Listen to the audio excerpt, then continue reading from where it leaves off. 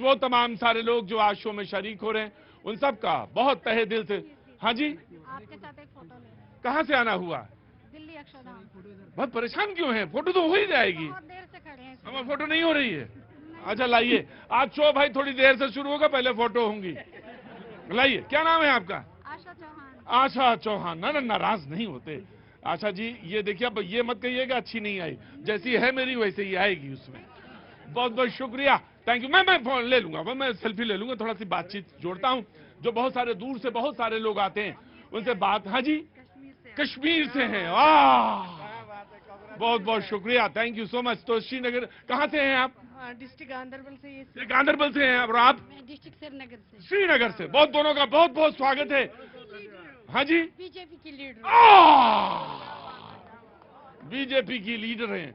बहुत बहुत शुक्रिया sir, thank you so much. Srinagar से और एक गांधरबल से हैं। बहुत बहुत शुक्रिया, थैंक यू सो मच। और आप, नमस्ते बाबू, आप कहाँ से आई? दिल्ली से। दिल्ली से। और आपका नाम क्या है? रीति। नीति। और आपका? आरती। आरती। बहुत बहुत स्वागत है, थैंक यू सो मच, बहुत बहुत शुक्रिया। शो की जो थीम है, जो शो की बातचीत है। और मुन्ना भाई सही है ना? सब ठीक है ना?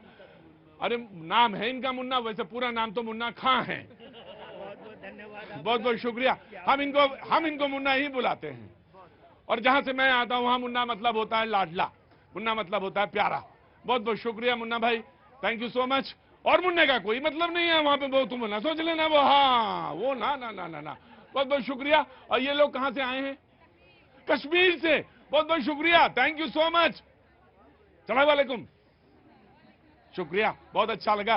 कहां से? श्रीनगर में, कश्मीर में कहां से? श्रीनगर से। सारे लोग श्रीनगर से। बहुत बहुत शुक्रिया। आप मुंबई से? मुंबई का। अरे बस बस बस बस बस बस बस। आज बिहार के बगैर तो, बिहार तो नमक है। मेरे प्रोड्यूसर साहब का कान में सुर बजा, अरे पूरे हिंदुस्तान का दर्शन करते रहेंगे या शो पे भी बातचीत करेंगे? जिनको बुलाया है मैं जरूर करूंगा। लेकिन सच तो यह है राजेश जी, शो यही है कुल मिला के, चाहे कोई गांधरबल से हो, चाहे श्रीनगर से हो, कोई बिहार से हो, मुंबई से हो, वो तमाम सारे लोग जब जुड़ते हैं तभी शो का साफ ताना बाना बनता है, वरना शो का ताना बाना नहीं बनता। आप चाहे सर पटक दीजिए, शो नहीं रहता। जब सारे लोग जुड़ जाते हैं, जहां सारे लोग जगह जगह से आ जाए, मुख्तलिफ जगह से जब जुड़ते हैं सारे लोग, तब शो का एक खुशनुमा, एक गुलदस्ता सजता है। और वो यही है कुल मिला के बात। कहां से आना हुआ साहब? उड़ीसा से। उड़ीसा से। बहुत बहुत स्वागत। जय जगन्नाथ। जय जगन्नाथ। हाँ, कहां से? हम पूर्णिया जिला बिहार से। अरे तो पूर्णिया नहीं आते, यहाँ से हम छलांग लगाते हैं, रोज पूर्णिया पहुंच जाते हैं।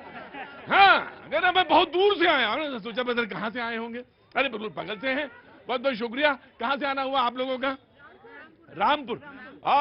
जिम कॉर्बेट के बगल से हैं आप तो। बहुत बहुत शुक्रिया, थैंक यू सो मच जी। कहाँ से आना हुआ आपका?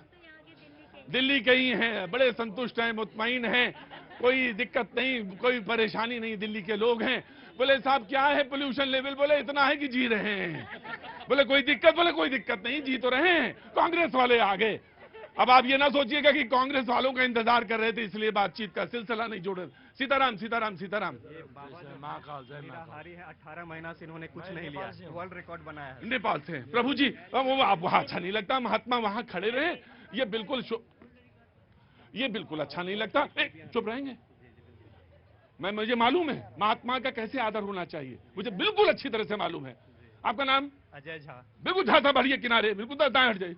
प्रभु जी आइए, आसन ले लीजिए, बैठ जाइए, आइए, अच्छा लगता है। वो इधर से, वैसे तो नहीं, उधर से आ जाइए, इधर से आ जाइए, आइए आइए बैठिए। इनको समाजवादी के बगल में जगह दीजिए, समाजवादी वाले जी। ये तालाब ऐसा है जहां पे सारे लोग पानी एक ही जगह पीते हैं, चाहे समाजवादी हो, चाहे कांग्रेसी हो, चाहे बीजेपी हो, सब एक ही जगह आएंगे, सारे एक ही जगह बैठेंगे, जगह एक कोई। हाँ मुन्ना जी, भारत एक जगह जमा हो उसी को कहते हैं भैया जी। वाह मुन्ना खां, मुन्ना खां, जब मेरा मन करे तो तुम्हें टिकट जरूर दिलवाएंगे, पर मेरा बस नहीं है। रुकिए, बैठ जाइए, चुपचाप बैठ जाओ। अरे वो भगवा को गुंडा। नो, बैठो बैठो बैठो। नहीं, मेरा कोई मूड नहीं सुनने का, तुम्हें बैठ जाओ। कहां से आ रहा हुआ बहन? गया जिला से।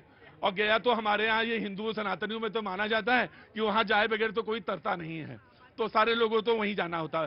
सलाम वालेकुम, बहुत बहुत शुक्रिया, थैंक यू सो मच। आपका शो में स्वागत है। अनुज अत्रे साहब कांग्रेस का पक्ष रखने के लिए मौजूद हैं, बहुत बहुत शुक्रिया, thank you so much. Anirudh Pratap ji BJP का पक्ष रखने के लिए मौजूद, बहुत बहुत शुक्रिया, thank you so much. Vinay Singh Binnu ji Samajwadi party के प्रवक्ता हैं, लखनऊ से बाशिंदे हैं, रहने वाले हैं, बहुत बहुत शुक्रिया, thank you so much. Rahul Lal ji जाने माने पत्रकार हैं, आर्टिकल छपते हैं, बहुत बहुत शुक्रिया, thank you so much. JP Lohia ji राजनीतिक विश्लेषक, बहुत बहुत शुक्रिया, थैंक यू सो मच। और हमारे ऑटो वाले, चुनाव लड़ने का तो मूड नहीं बना रहे हो तुम, लड़ गए जिस दिन। मैं चुनाव जो सत्यता है, अभी हमारे अखिलेश यादव जी ने कहा था कि जो भगवा रंग पहनते हैं मठाधीश होते हैं, संत माफिया होते हैं। बैठ जा, अरे बैठ जा, बैठ जा, बैठ जा, बैठ जा, बैठ जा, बैठ जा, बैठ जाओ भैया, बैठो बैठो।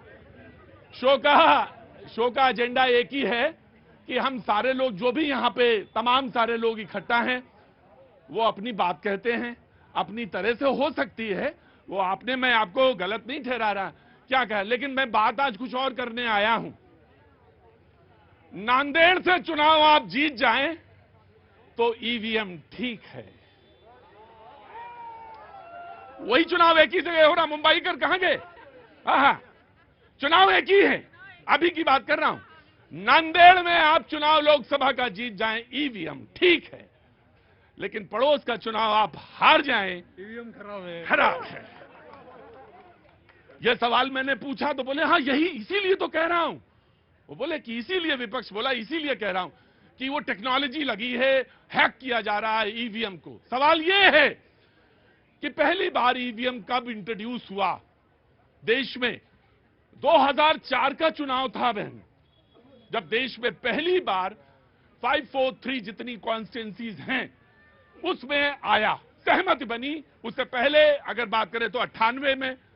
तो सवाल यह है कि अगर यह है तो कश्मीर का जो चुनाव अभी हुआ, नीति जी आपका बहुत बहुत स्वागत है, तशरीफ रखिए। तो कश्मीर का जो चुनाव हुआ, बहन ने डाला, इन्होंने डाला, वो पीछे कश्मीर वाले खड़े हैं, तो मतलब वो गलत हो गया। वो ईवीएम खराब था या ठीक था ये मुझे नहीं मालूम। ईवीएम ठीक था या खराब था? हाँ जी ठीक था, ठीक था, ठीक था, बिल्कुल ठीक था, ईवीएम ठीक था। और मुझे यह भी नहीं मालूम कि कर्नाटक का चुनाव जब हुआ तो ईवीएम ठीक था या गलत था, ये मैं जानना चाहता हूं। नहीं मुन्ना, आप ही नहीं बार बार आप ही नहीं बोलेंगे। मैं आ रहा हूं जी। हाँ जी, सब ठीक था, सब ठीक था। तो सवाल ये है कि अब कैसे खराब हो गया? बोले वो बड़े चतुराई से काम होता है। बोले कैसे? बोले कश्मीर जीत जाओ, बोले ठीक। बोले हरियाणा बीजेपी जीत जाए, बोले फिर? बोले कि जैसे मान लो कि छोटा चुनाव तुम्हें हारना है, जैसे झारखंड, और ये अपमान है लोकतंत्र का, और मैं ये कहता हूं ये लोकतंत्र यहां खतरे में है। आप कैसे कह सकते हैं कि छोटा एक राज्य है वो छोटा है इसलिए आप चुनाव हार जाइए या वहां चुनाव हरवा देते हैं? ये गलत, मैं बिल्कुल लूंगा राइट, आप खड़े रहें पहले। ये नहीं हो सकता। सबका एक वोट है, सबकी एक ताकत है और सबका मताधिकार है। तो ये कहें कि झारखंड का वोट कम कीमती है, महाराष्ट्र का वोट ज्यादा कीमती है, तो ये कैसे समझ में नहीं आया मुझे। बोले महाराष्ट्र में नहीं हारना है। जी, मैं डिबेट का आगाज करता हूं, आप शुरू करिए 6:01 जी। स्वतंत्र पत्रकार। बिल्कुल, देखिए मेरा ये मानना है कि जो निर्वाचन है उसके साथ हम लोग देखें कि भारतीय संविधान के अनुच्छेद 324 में कहा गया है कि निर्वाचन की प्रक्रिया। मुझे तो एक बात बताइए, जी सर, मैं कॉन्स्टिट्यूशनल एक्सपर्ट, सुप्रीम कोर्ट ने क्या कहा? मुझे तो एक सवाल का जवाब दीजिए। यहां पे तमाम सारे लोग खड़े हैं। आज से ईवीएम बंद, बैलेट पेपर शुरू, लेकिन यहां पे शपथ पत्र दीजिए कि बैलेट पेपर से जो चुनाव होगा वो बिल्कुल ठीक होगा। शपथ पत्र दीजिए। देखिए बड़ा गंभीर सवाल आपने पूछा है, मैं वही चीज कह रहा हूं। सर सुप्रीम कोर्ट का सवाल है, मेरा सवाल नहीं। आप बहुत ज्ञाता हैं, बड़ी गलती से यहां आ गए, मुझे मालूम है। मैं तो ये कह रहा हूं कि प्रधानमंत्री जी काफी लोकप्रिय, तीसरे टर्म में चल रहे हैं। भारतीय जनता पार्टी दुनिया की सबसे लोकप्रिय पार्टी है। तो अगर विपक्ष ये मांग कर रही है तो उनको, उनकी लोकप्रियता तो है ही सर, उनकी जीत तो फिर भी बनी हुई रहेगी। मेरा ये मानना है कि जो संविधान कह रहा है कि स्वतंत्र और निष्पक्ष। मैं आपसे एक सवाल, और मैं ठीक, स्वच्छता, निष्पक्षता मैंने मान लिया आपकी, ट्रांसपेरेंसी। मैं अब किस सवाल आपसे और पूछता हूं एक होती है लोकप्रियता, अत्र साहब, एक होती है लोकप्रियता, एक होती है निष्पक्षता, एक होता है कि ट्रांसपेरेंसी द लेवल की आप अपना अक्स देख लें उसमें। लेकिन मैं एक सवाल बोला, देश बड़ा है या लोकप्रियता बड़ी है, या उसका धन बड़ा है या रिसोर्सेज बड़े हैं, या रिसोर्सेज का इस्तेमाल? मैं आपसे एक जानना नहीं, देश सबसे बड़ा है और देश में तो फिर लोकप्रियता की तो बात ही नहीं है। नहीं, मैं तो ये कह रहा हूँ कि ट्रांसपेरेंसी, क्योंकि देखिए निर्वाचन की प्रणाली के ऊपर देखिए निष्पक्षता एक ऐसा मामला है कि वो केवल होना नहीं चाहिए, वो दिखना भी चाहिए। न्याय के संदर्भ में भी कहा जाता है कि न्याय केवल होना नहीं चाहिए, दिखना भी चाहिए। प्रूफ करिए उसको फिर। देखिए अभी अब आरोप ये लग रहे हैं कि महाराष्ट्र में एक तरह से शिवसेना उद्धव ठाकरे समूह की तरफ से कि 95 सीटें ऐसे हैं जहां पे कि वोट जितने पड़े हैं और जो गिनती हुए हैं उनके संख्या में अंतर आ रहा है। तो इस प्रकार की अगर कोई चीज हो रही तो उसको दुरुस्त करना चाहिए। और मैं ये चीज कह रहा हूं, अभी हम लोगों ने उत्तर प्रदेश के विधानसभा के उपचुनाव को देखा, जिस तरह ठीक है, वो सारा बात मालूम है। जी एक मिनट वेट करिए, चुपचाप रहिए, वेट इंतजार करिए। नीति जी आपका बहुत बहुत स्वागत है, तबीयत ठीक है? आप बैठे जी। देखिए प्रतीक जी, आज ये जो चर्चा आपने बड़ी अच्छी चर्चा ली, आगे आइए और देश जानना चाहता है। इस चर्चा पे देश का भविष्य जुड़ा है, बिल्कुल जुड़ा है। बार बार ये मुद्दा उठता है। हाँ जी। क्यों उठता है? और एक नैरेटिव बनाया जा रहा है कि कांग्रेस पार्टी जो ये मुद्दा उठा रही है कि जहां आप चुनाव जीत जाते हैं वहां तो ईवीएम ठीक है, जहां चुनाव आप हार जाते हैं वहां ईवीएम गलत है। आइए, कल सुप्रीम कोर्ट ने भी ये बात बोली। हम देखिए सुप्रीम कोर्ट के निर्णय के ऊपर टिप्पणी नहीं करेंगे, लेकिन एक नागरिक होने के नाते ये मेरा विशेष अधिकार है कि मैं सुप्रीम कोर्ट थोड़ा ऑडियो बढ़ाएंगे, ऑडियो बढ़ाएंगे। हाँ जी, मैं एग्री करूं या ना करूं, मैं अपनी वो शो कर सकता हूं। हाँ बिल्कुल। एक उदाहरण देना चाहता हूं छोटा। बिल्कुल दीजिए। मैं बस में सफर करता हूं, यहां बहुत से साधारण श्रेणी के लोग खड़े हैं, ये भी बस में सफर करते होंगे। कभी किसी दिन एक जेब कट गई तो मैंने शिकायत कर दी उसकी, तो पुलिस वाला मुझे ये कहेगा जी आप तो रोज सफर करते हो, रोज आपकी जेब नहीं कटती, तब तो आप कहने नहीं आते मेरी जेब नहीं कट रही, तब बस ठीक है, तब जेब कतरे गलत हैं। आज आपकी जेब कट गई तो आप शोर मचा रहे हैं। तो ये कौन सा तर्क है? ये तर्क है या कुतर्क है कि जिस दिन आपको जो है चुनाव जीत गए तो मशीन ठीक है? अरे साहब, जब मशीन में गड़बड़ी आएगी, जब मशीन की शिकायत आएगी, जब मशीनें चुनाव किसी और को जिताएंगी, किसी को हराएंगी, तो निश्चित तौर पे बोला जाएगा। अभी हरियाणा का उदाहरण देकर के तथ्य के आधार पर कांग्रेस ने शिकायत की। हरियाणा की मशीनें देखिए, सब लोग मोबाइल यूज करते हैं, सब टेक्नोलॉजी से आज की डेट में जानते हैं, बैटरी चार्जिंग और बैटरी डिस्चार्ज के बारे में सब जानते हैं। आप पूरा दिन मोबाइल यूज करते हैं, मोबाइल की बैटरी सुबह से लेकर रात तक 99% तो रहेगी नहीं। ऐसी ईवीएम मशीन सुबह 6 बजे से शुरू होती है, शाम के 6 बजे तक कुछ तो बैटरी उसकी जाती होगी। अत्र साहब मेरे को बोले, मुझे नहीं, मैं बिल्कुल बोलने दूंगा, लेकिन क्या है संविधान खतरे में, तो मुझे बताना पड़ेगा संविधान कहां पे खतरे में, किस पैरा पे खतरे पे है, बिल्कुल बताना पड़ेगा, बिल्कुल बताना कि ये पब्लिक शो है and I have to clear.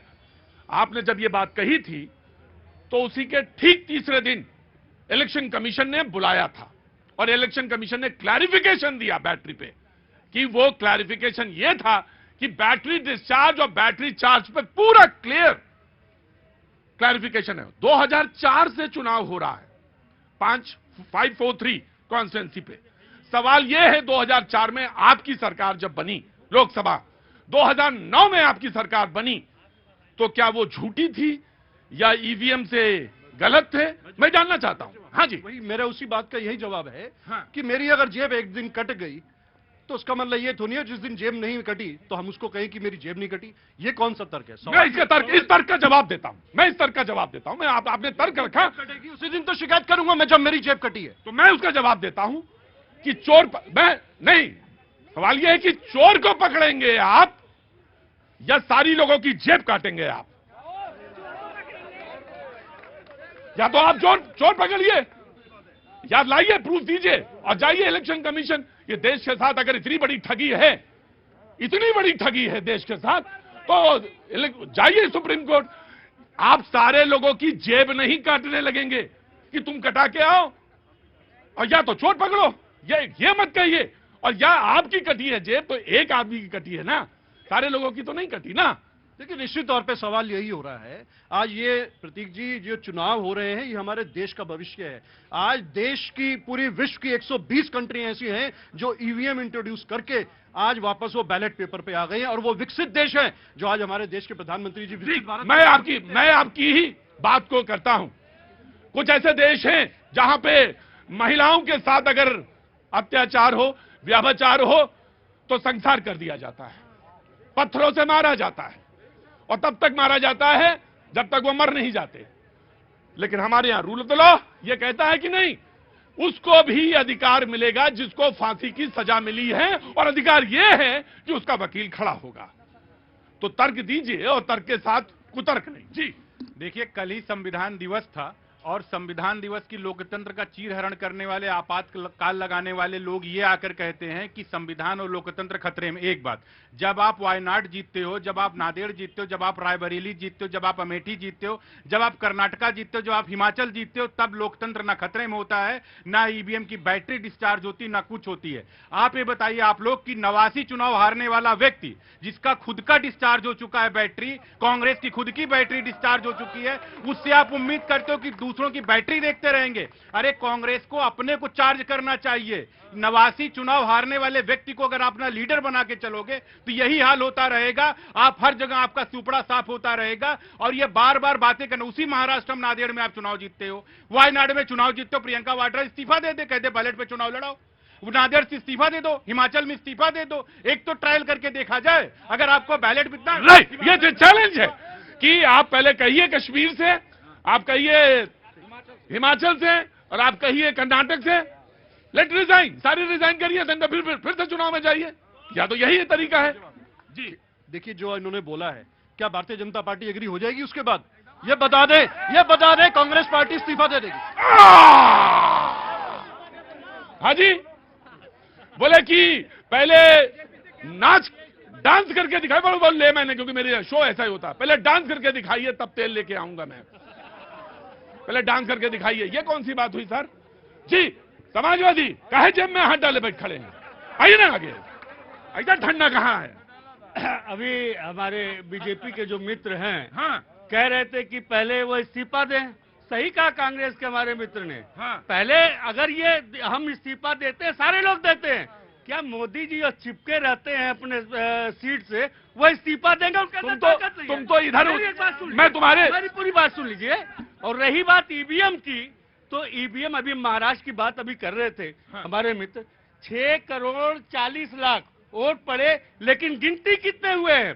6 crore 5 lakh से ऊपर गिनती। आखिर ये वोट जो एक्स्ट्रा है वो कहां से आए? इससे पहले भी लोकसभा चुनाव में कहा गया था, लेकिन चुनाव आयोग उस पर जवाब नहीं देता है, वो नहीं बताता है, उस वोट की संख्या के बारे में नहीं बताता है। का बहुत से ऐसे बैलेट पेपर ईवीएम रहे हैं जिसमें एक्स्ट्रा वोट आए हैं, लेकिन चुनाव आयोग उसका क्लियरिफिकेशन नहीं देता। इस चीज को मैं दावे के साथ कह सकता हूं, भारतीय जनता पार्टी के अगर अंदर हिम्मत है तो बिना ईवीएम के चुनाव करा करके देख ले, छठी का दूध याद आ जाए।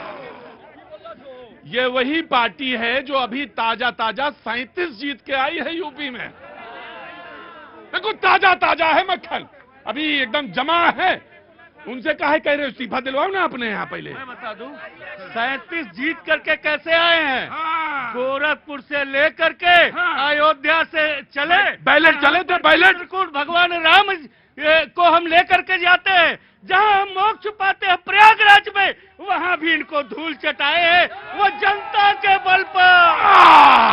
ये प्रयागराज में ईवीएम से चुनाव हुआ था ना, और वहां ये धूल चटा दिए, और महाराष्ट्र में और हर जगह गड़बड़ हो गया। क्या इनका जनता के मूड को समझ नहीं पा रही है ये इंडी गठबंधन?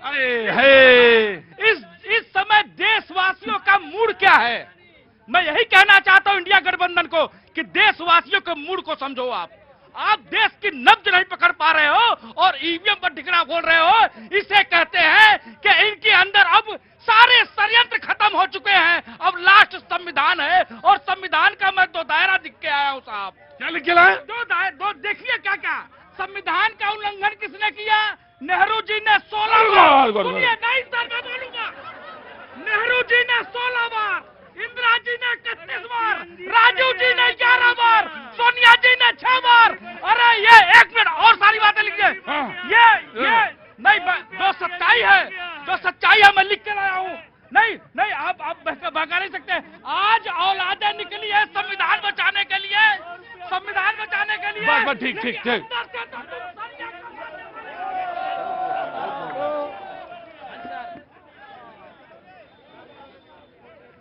ऑन अ सीरियस नोट, बहुत सीरियस नोट पर बातचीत होनी चाहिए।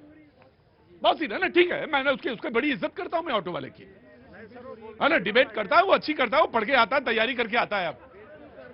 और वो जब उल्लंघन की बात कर रहा था वो पॉइंट आउट कर रहा था कहां कहां उल्लंघन हुए हैं, संविधान की जो बात कर रहे हैं, संविधान की जो दुहाई देते, मैं वहां पे उसे आगे आ रहा हूं। और वेरी सीरियस नोट, 2004 में इस देश में सारी लोकसभा सीटों में पहली बार ईवीएम से चुनाव हुए। 2004 का चुनाव जीते कांग्रेस, 2009 में कांग्रेस। अब सवाल यह है कि आपको विश्वास बैठता क्यों नहीं है, कहां नहीं विश्वास बैठ रहा, जनता का विश्वास। जी मैं आ रहा हूं, just give me a second. जी आज प्रतीक जी, आपके शो में एक बात तो बहुत स्पष्ट हो गई। मैं कैमरामैन से गुजारिश करूंगी कि आज हमारे समाजवादी पार्टी के प्रवक्ता बहुत ही अच्छे दिख रहे हैं, एक बार उनका क्लोजअप ले लीजिए। अरे क्यों ऐसा क्यों, अरे नहीं अधिक तो आप भी अच्छी रही हैं। नहीं दिखाइए ना उनको, क्योंकि जेब से हाथ बाहर निकल ही नहीं रहा। अरे ठंडी है क्या? अडानी जी मिले थे तो ना ना ना ना ना, on a very serious note, ऐसा नहीं। आज आपकी डिबेट में बात स्पष्ट हो गई हाँ। कि विपक्ष को जो सबसे ज्यादा प्रेम है तो अपनी अपनी जेबों से है। इनकी जेब कटती है तो इनको दर्द होता है, उनकी जेब वो बार बार टटोल रहे हैं, क्योंकि जेब काट रही है देश की एकता ने इनकी। खिसियानी बिल्ली खंबा नोचे। जब तक आप सपा के प्रवक्ता जो अपने पार्लियामेंट्री इलेक्शन में जीते तब तो ईवीएम सही, यहाँ पे आप जीत जाते हैं तब तो ईवीएम धनाधन बहुत बढ़िया काम कर रही है, लोकतंत्र जिंदा है, संविधान की रक्षा हो रही है। लेकिन जहाँ पे देश की जनता अपना जनादेश आपके विरुद्ध दिखाती है तो आपको समस्या आ जाती है। आज सुप्रीम कोर्ट ने स्पेशली बोला है कि आपको ये विचार आते कहाँ से हैं जनाब, जब आप जीतते हैं तब चुप्पी क्यों साध लेते हैं, और क्या गारंटी है कि अगर बैलेट पेपर से चुनाव होगा तो सपा के प्रवक्ता बूथ कैप्चरिंग नहीं करवाएंगे। जेब में हाथ क्यों डाले थे ये बता दें। अरे वो मजाक था यार। जेब में हाथ इसलिए डाले थे, इस महंगाई में जो बचा कुचा है उसको तो बचा के रख ले, नहीं तो सरकार मेरी जेब काट ले जाएगी। हाँ। और रही बात दूसरी बात, हाँ। तो ईवीएम से हाँ। और बैलेट पेपर से अंतर उत्तर प्रदेश में बता दूं, हाँ। जितने बैलेट पेपर से चुनाव हुए हैं उत्तर प्रदेश में समाजवादी पार्टी सारे चुनाव जीती है, भारतीय जनता पार्टी नहीं जीत पाती है। ग्राम पंचायत से लेकर के जिला पंचायत से लेकर के जितने बैलेट पेपर से चुनाव हुए हैं सब समाजवादी पार्टी जीती है। इसीलिए ईवीएम छोड़ करके ये बैलेट पेपर पे नहीं। आराम से मैं आ रहा हूँ। Cool down.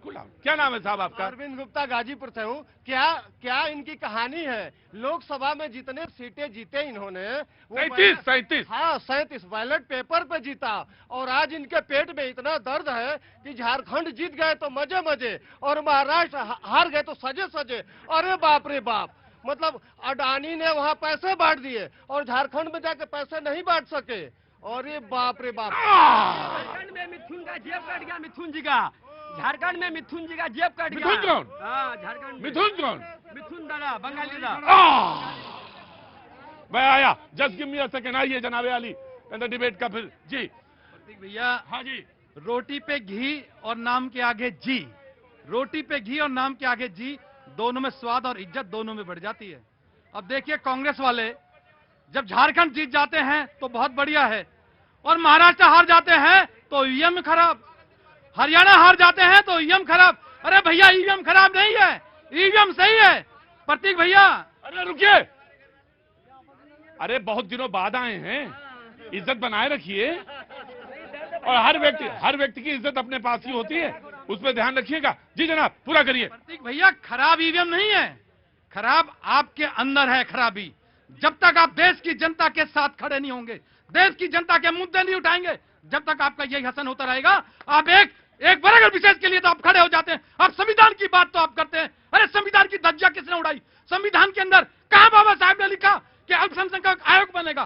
कहां संविधान के अंदर लिखा कि वक्फ बोर्ड बनेगा? ये संविधान की धज्जियां उड़ाने वाले लोग आज संविधान की दुहाई देते हैं।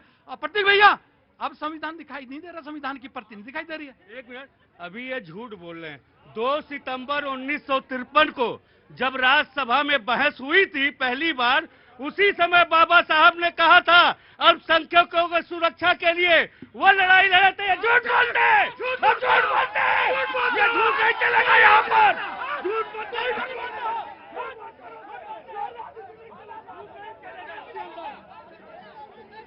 चलो चुपचाप, मुझे मालूम है। मैं आराम से लड़ाई झगड़ा नहीं, और डिबेट करिए, नाटक नहीं। डिबेट में डिबेट होनी चाहिए, नाटक नहीं। हमसे बढ़िया नाटक तुम नहीं कर पाओगे, चुपचाप रहना। सवाल इस बात का है कि आखिर बैलेट क्यों, मैं ये जानना चाहता हूं कि बैलेट क्यों। मैं एक काम करता हूं, अपनी घर के सारे बल्ब उतारता हूं और दिया जलाना शुरू करता हूं। हम वहां से चल के यहां तक आए हैं ना, और ये कहते हैं कि कोई भी टेक्नोलॉजी है वो हैक हो सकती है। इनका ये मतलब है कि कोई भी चीज है अगर उसमें, तो वो हैक हो सकती है। इलेक्शन कमीशन ऑफ इंडिया कहता है, चैलेंज देता है कि आप आइए, बैठिए और उसके बाद मुझे बताइए कि कैसे हैक हुआ। जी मैं आया, पीछे से लेता हूं मैं आपका एक कमेंट। जी जनाब नमस्ते सर। सर नाम जानना चाहता हूं। मेरा नाम आनंद मलिक है। मलिक साहब कहां से आना हो? दिल्ली से ही? मैं गाजियाबाद से। गाजियाबाद, बहुत बहुत स्वागत है शो में। जी मैं ये कहना चाहता हूं कि ईवीएम के बारे में सब लोग ये इस डिबेट में फंस गए हैं कि ये ठीक है या नहीं है, हैक हो सकती है कि नहीं हो सकती। सवाल ये नहीं है, असली मुद्दे से भटकाया जा रहा है। वो ये कि मेरा क्वेश्चन ये है कि सारे वर्ल्ड के जो लीडिंग कंट्रीज हैं, टेक्निकली एडवांस है, मैं टेक्नोक्रेट हूं, उन्होंने ईवीएम को क्यों नहीं अपनाया?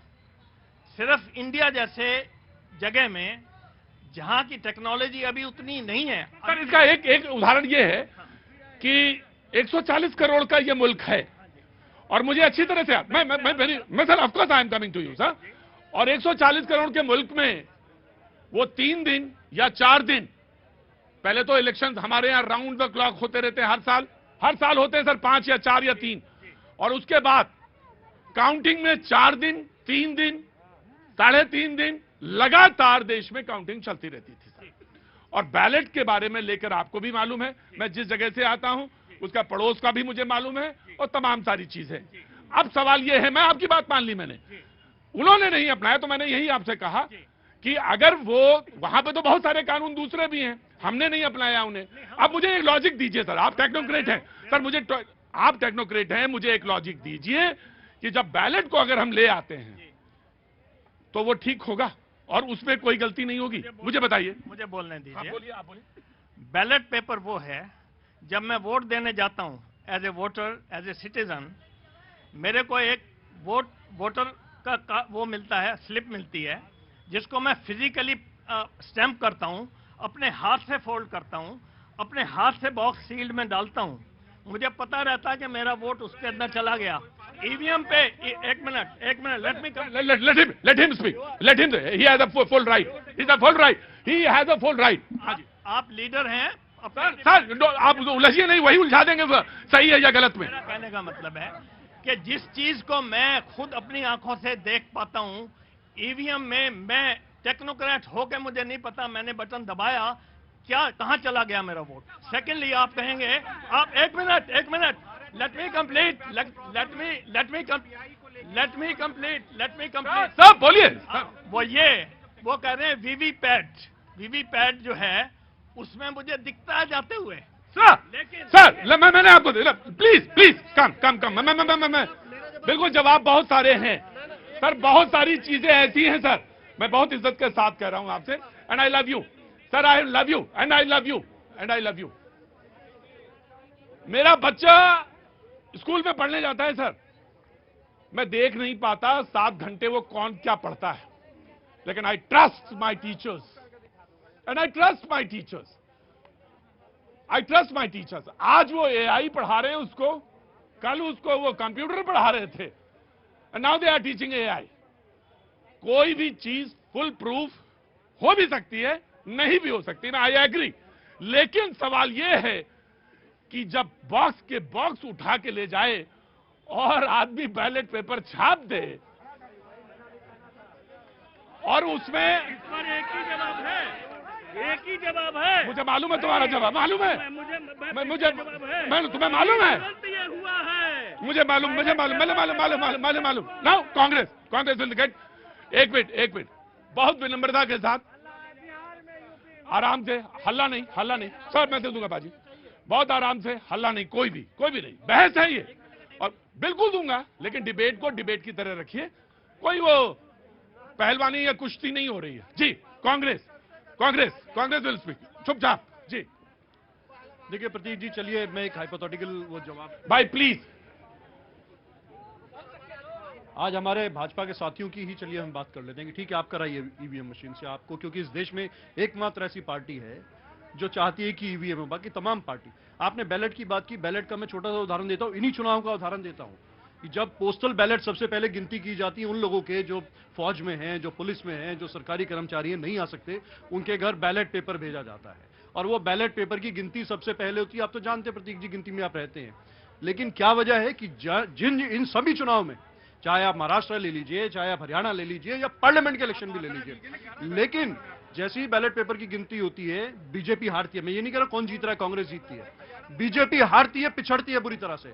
और जैसी ही मशीनें खुलती हैं, मैं तथ्यों के आधार पर बोल रहा हूं, जैसे ही ईवीएम खुलती है बीजेपी की लीड शुरू हो जाती है। सर मुझे ये बताइए कि आप हिमाचल कैसे जीत जाते हैं, कर्नाटक कैसे जीत जाते हैं, नांदेड़ कैसे जीत जाते हैं? बहुत बड़ा कुतर्क है, ये बहुत बड़ा कुतर्क। हमारे मान लीजिए कुतर्क है, आप ये कह रहे हैं कि वो जो बैलेट पेपर आते हैं उसमें बीजेपी हारती है, उसमें हार जाती है, तो इसी आपका शक भी तो हो सकता है, इस बिना पे पूरा कहें कि नहीं हम पूरा सिस्टम को चेंज करना चाहते हैं, ये शक भी तो हो सकता है आपका। और ये कोई एक दो जो लॉजिक है, कितने फीसदी, 100 में कितने फीसदी है, ये भी इसका भी आंकलन आना चाहिए। आपका ही जवाब है कि 100 में 10% ठीक है, जहां बीजेपी हार जाती है 10%। ठीक, मैं सबसे पहले एक बड़ा मतलब कॉमन क्वेश्चन बार बार आता है कि वर्ल्ड कितनी विकसित देशों ने नहीं अपनाया, ये नहीं किया। मेरा सिर्फ ये कहना है, क्या भारत के टेक्नोक्रेट पे भरोसा नहीं है? इंडिया के जितने बच्चे हैं वर्ल्ड की टॉप मल्टीनेशनल कंपनी को लीड कर रहे हैं, चाहे गूगल हो, चाहे माइक्रोसॉफ्ट हो, चाहे जो इंडिया के टॉप मल्टीनेशनल कंपनी को लीड कर रहे होते हैं, वही टेक्नोक्रेट होते हैं जो भारत की इकोनॉमी को सबसे ज्यादा इंप्रूव कर रहे होते हैं। जब भारत के अंदर यूपीआई और पेटीएम लेके आया, तमाम ऐसे यूपीआई लेके आया गया, कहा गया भारत तो नहीं कर सकता है, नहीं कर सकते। आज वर्ल्ड की इकोनॉमी में यूपीआई पेमेंट में 60% अगर टेक ओवर है तो केवल भारत का है। इसका मतलब है भारत की पहले क्वेश्चन कि भारत के टेक्नोक्रेट पे, इन नए युवाओं पे आप भरोसा करिए, पहली चीज। दूसरी चीज, बार बार यह प्रश्न उठाया जाता है कि आप ये चुनाव जीते, ये चुनाव 288 अगर विधानसभा है महाराष्ट्र में, आप क्लेम करिए, आप डेटा के साथ बताइए कि कितनी विधानसभा में आप बैलेट पेपर के फर्स्ट काउंटिंग में आप आगे थे। आप बिल्कुल 8:30 से लेकर 9, 9:30 बजे तक आप कहीं आगे नहीं दिखते। हिमाचल आप जीतते हैं, हर जगह जीतते हैं, उसके बाद आके यहाँ पे कुतर्क आप लोग करते हैं, बिल्कुल कुतर्क करते हैं आप लोग। देखिए, आपने बड़ा गंभीर चीज का भरोसा होना चाहिए। मैं कह रहा हूं कि जब भारतीय जनता पार्टी विपक्ष में थी वो ईवीएम का विरोध कर रहे थे, आज इंडिया अलायंस विपक्ष में वो विरोध कर रहे हैं। बिमल नरसिम्हा जी ने किताब लिखी थी, लाल कृष्ण आडवाणी जी ने विरोध किया था। तो अगर विपक्ष लगातार विरोध कर रहा है, फिर इस मामले को गंभीरता से लेना पड़ेगा, क्योंकि लोकतंत्र में एक महत्वपूर्ण जो है कि मैं एक बात कहता हूं, व्यक्ति महत्वपूर्ण नहीं है, राष्ट्र महत्वपूर्ण है, और राष्ट्र की जो रिसोर्सेज हैं वो ज्यादा महत्वपूर्ण है, तो व्यक्ति महत्वपूर्ण नहीं है। अब सवाल ये है कि जो आपका लॉजिक है, आपके लॉजिक में मुझे सिर्फ ये बताया जाए कि बैलेट पेपर पे कोई दुरुपयोग नहीं होगा। जब लौटेंगे तो समाजवादी पार्टी से इस पर जरूर राय लेंगे। आज बात हो रही थी बैलेट पेपर और ईवीएम पे, झगड़ा लगा हुआ है, चुनाव अभी खत्म हुआ है। जब आप समझ लीजिए ईवीएम की चर्चा तभी आएगी जब चुनाव खत्म हो चुके होंगे, चुनाव से पहले नहीं। चुनाव जब खत्म हो जाएंगे, रिजल्ट आ जाएगी, तो ईवीएम पे चर्चा एक बार फिर से गर्म हो जाएगी। अभी 5 महीने पहले लोकसभा के चुनाव हुए, महाराष्ट्र जहां से चुनाव अभी हुए उसके बाद जो चर्चा गर्म है, 31 सीटें मिली, 31 सीटें मिली INDIA को, 31 सीटें, 30 या 31 सीटें, मुझे कंफर्म ध्यान नहीं आ रहा। और ठीक 5 महीने बाद विधानसभा के चुनाव हुए। आप तर्क ये दे रहे हैं कि ऐसा सिस्टम बना हुआ है कि जैसे सो के उठो और कह दो लोकसभा का चुनाव हारना है, 240 ही लाना है, 272 नहीं लाना है, 240 इसलिए लाना है क्योंकि विपक्ष हमको हल्ला बचाता रहे, इसलिए ज्यादा ना ले आना, 30 सीटें और या 40 सीटें और ले आना, और आप लोकसभा हार सकते हैं 5 महीने पहले। 5 महीने के बाद फिर यह तर्क दिया जाए कि आप अगर फिर से जीत गए, यानी आप एनडीए जीत गया, तो वो जो जीता वो गलत जीता क्योंकि वो ईवीएम है। ये मुझे समझ में नहीं आया ये तर्क कि आप 240 ही तो आए एनडीए के इसी लोकसभा चुनाव में, और उसको लेकर बड़ी चर्चा रहती है। कि 272 नहीं हुए, क्योंकि 272 एक ऐसा मैजिक है जहां पे स्थिरता आती है। तो कोई व्यक्ति स्थिरता लाने के लिए चीजें चाहेगा या अस्थिर रहे और बहस चर्चा चलती रहे? कांग्रेस जी, मैं आ गया जी, बोलिए। ईवीएम के पक्ष में और बैलेट पेपर के पक्ष में बहुत बातें हो गई, सवाल हमेशा खड़े किए जाएंगे। मैं 2 मिनट दिया, मैं एक मिनट बात खत्म हो जाएगी। मैं कांग्रेस को मैंने उठा दिया कांग्रेस को जी। हाँ, देखिए प्रतीक जी, ये बहुत एक अहम विषय है जिसपे हमारे देश का भविष्य जुड़ा हुआ है।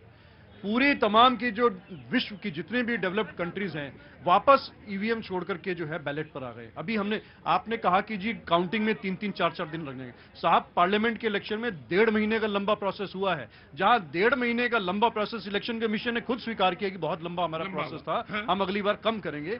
तो वो 4 दिन अगर गिनती में हमारे दे देते और वो 5 साल हमारे देश का जो भविष्य है एक ट्रांसपेरेंट तरीके से, जिससे सब लोग कहते हैं कि ठीक है, जो हारे वो भी स्वीकार करते, जो जीते वो भी स्वीकार करते। क्यों किस बात की जिद है? आज वीवीपैट की बात, हम डिजिटल इंडिया की तरफ बढ़ें या हम उस इंडिया की तरफ बढ़ें जहां पे दिया है, जहां पे तेल है, जहां पे बाती है? हम किस तरफ बढ़ें ये मुझे बताइए। हमें सेफ और सिक्योर इंडिया की तरफ। राइट, ठीक जी जनाब अली।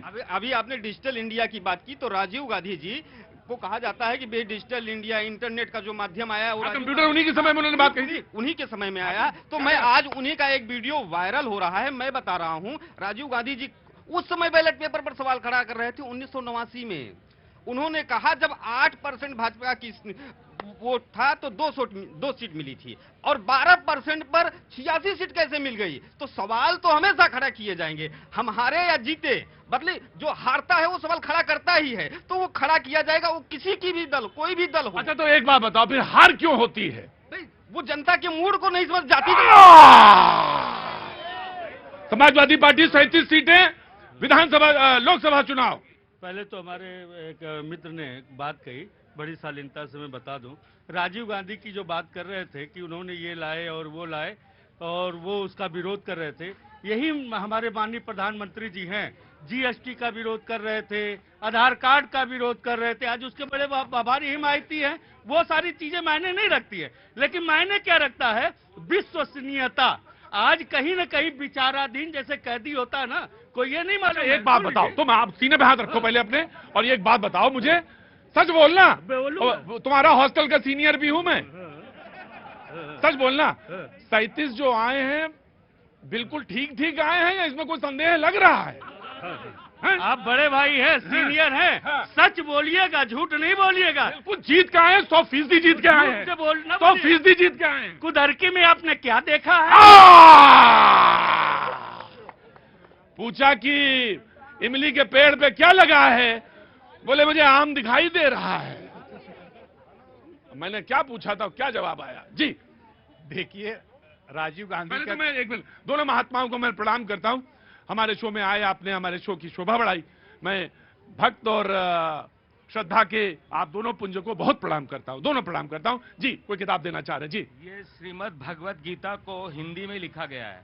यहाँ जितनी भी समस्याओं की बात हो रही है ना देश की, सब निदान यही है, सब इसका निदान यहीं पर है। और निदान इसलिए नहीं हो पा रहा है, गीता तो पहले से है, संस्कृत में होने के कारण आम आदमी तक ये नहीं पहुंच पा रही है। इसलिए भगवान ने मौका दिया, और मैं एक कवि हूं और गायक भी हूं, तो मुझसे गीता को रामायण की चौपाई। अच्छा, एक चौपाई सुना दीजिए। चलिए प्रभु जी। D sharp D sharp D sharp मतलब अच्छा मैं गा के सुनाएंगे? साज के साथ? ये गाने की चीज है। अच्छा बेटा डी शार्प कर ले, बाबू इधर आजा, डी शार्प कर दे। अरे हम तो सोचा ऐसे ही। जब जब पार्थ धर्म घट जाता, जब अधर्म अतिशय बढ़ जाता, तब तब अपना नव स्वरूप धर सबके आगे देता हूं कर। धर्म कर्मियों को उबारने, पाप कर्मियों को विदारने, धर्म स्थापना हित हो तत्पर, आता युग युग में मैं भूपर। और जो है एक भाई, मैं प्रभु जी मैं एक बात कहना चाहता हूँ, माफी चाहता हूँ। एक समय में इनको एक ही बात बताइए, 2 बातें सीख ही नहीं सकते, क्योंकि इनको एक ही बात याद रहती है। तो आज का सबक इतना, कल फिर मैं आपसे लूंगा, कल आइएगा आप, आपको दावत है जी, कल आपसे शुरू करेंगे। जी जनाब, बीजेपी जी 2017 के पहले समाजवादी पार्टी की सरकार उत्तर प्रदेश में थी और जब बैलेट पेपर से बहुत पहले चुनाव हुआ करता था तो किस तरीके से लोगों को पता होता था कि बैलेट पेपर चुरा चुरा के लोग भाग जाते थे, पानी डालते थे। आदरणीय राजीव गांधी जी के ऊपर चुनाव के दौरान उनके एजेंटों के ऊपर FIR हुआ है जब वो लोकसभा का चुनाव लड़ रहे थे। तो ऐसा नहीं है कि कुछ चीजें ऐसी हैं कि राजीव गांधी जी कंप्यूटर लाए, ये लाए, वही राहुल गांधी जी को भी लेके आए जो 80 से 89 सीटें वो हारते चले जा रहे, मतलब 89 बार चुनाव हारते चले जा रहे हैं, फिर भी उनको ला दे। आप मुद्दों को समझिए, जनता के मूड ऑफ नेशन समझिए, मूड ऑफ सिटीजन समझिए। आप वो समझेंगे नहीं, आएंगे चुनाव में आएंगे, जैसे होता है कि उसमें कहीं रैली में आए, आप 10 दिन काम किए, उसके बाद बैंकॉक भाग गए और फिर उसके पूरी बात नहीं रह गई, हो नहीं पाई। आ जाओ यार, समाजवादी पार्टी पूरी बात। मैं इनसे भैया दे, भैया बहुत देर से हाथ उठा रहे थे। कैसे जीते? हाँ जी, कैसे जीते? अरे ठीक है यार, नहीं करहल भी नहीं पूछे ना, कुदरती रहा करहल, जो हो गया वो हो गया। आज पूछ नहीं पाया हूँ मैं आपसे, कहाँ से आना हुआ था आपका? मैं पटना से हूँ। और पटना से हैं, क्या नाम है साहब? अजय झा। क्या करते हैं झा साहब? जी मैं भी पत्रकार हूँ। पत्रकार हैं तो बस सब्र होना चाहिए, और पत्रकार होने का मतलब यह है कि मौके का तलाश करनी चाहिए। अभी मौका नहीं आया, जब आएगा तुरंत आपको दूंगा। जी बोलिए। हमारे बीजेपी के मित्र हैं, एक चीज तो समझ में आया, अभी तक जितनी बातें किए कोई अच्छी बात नहीं की। एक बैलेट चोरी, हाँ तो बैलेट चोरी तुम्हें सुनना ही नहीं चाहते हो। बात तो बैलेट चोरी कैसे किया जाता है और पानी कैसे डाला जाता है इन्हीं को पता है, बाकी किसी को नहीं पता है। क्योंकि ये झूठ के पाठशाला के वो विद्यार्थी हैं जहां बड़ा कामगिरी और स्क्रिप्ट दिया जाता है। झूठ बोलो और क्या झूठ के पाठशाला की इन्होंने बात की। मैं कांग्रेस पार्टी को कहता हूं, देश की भविष्य की बात, तो क्या मेरे देश का भविष्य 26/11 की ओर देख रहा है कि क्या हुआ था?